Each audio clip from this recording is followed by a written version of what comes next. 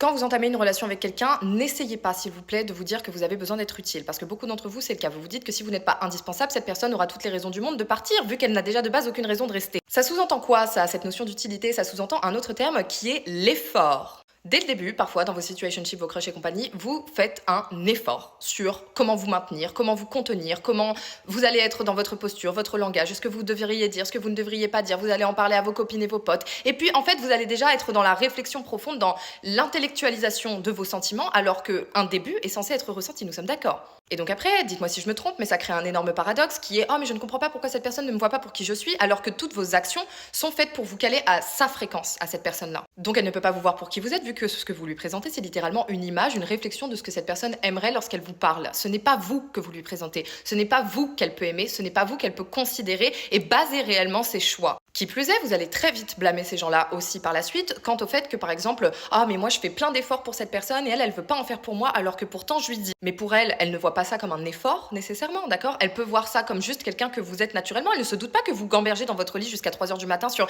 je devrais lui envoyer un message ou pas, je devrais lui l'appeler ou pas, je devrais faire ci, je devrais faire ça.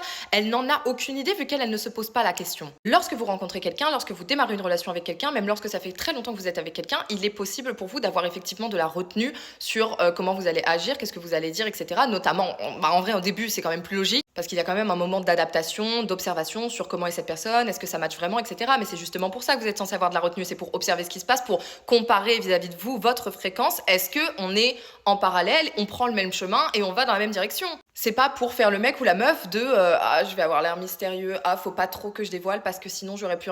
Comment vous avez l'intention que ça dure 10 ans et que cette personne-là, si au bout déjà de 2 mois vous pensez qu'on va se lasser de vous? Moi, après, c'est un conseil que je vous donne vraiment, hein, c'est que vous pouvez avoir de la retenue, vous pouvez faire preuve d'un peu de pudeur au début d'une relation ou juste quand vous parlez à quelqu'un, etc. C'est pas le souci. Mais assurez-vous d'être en accord avec vous-même lorsque vous avez des réactions. Vous voyez, vous avez le droit de ne pas être d'accord, vous avez le droit d'avoir des divergences d'opinion. Enfin bon, bref, vous avez le droit tout simplement d'être vous-même et de comprendre que personne ne vous ressemblera autour. Vous devez être courageux pour vous-même en fait. C'est vraiment le terme avec lequel je vais conclure et qui moi m'a beaucoup aidé lorsque je l'ai compris. Le courage va vous permettre d'être honnête, de dire les termes. Le courage va vous permettre de demander, d'exposer vos attentes que vous avez en général, pas sur quelqu'un, mais en général. Moi, dans une relation, je veux ça. Qu'est-ce que tu veux aujourd'hui? Je ne veux pas ça. Très bien, merci. Au revoir. Le courage va tout simplement vous aider à prendre des bonnes décisions pour vous. Il va vous aider aussi à être en accord avec ce que vous dites et vos actions. Et il va vous permettre quoi? Il va vous permettre de faire preuve de discernement. Parce qu'à partir du moment où vous décidez d'exister dans le monde réel, les gens pointeront réellement leur opinion sur votre réalité. Et vous saurez alors qui est dans votre camp, qui ne l'est pas, qui est fait pour vous et qui ne l'est pas.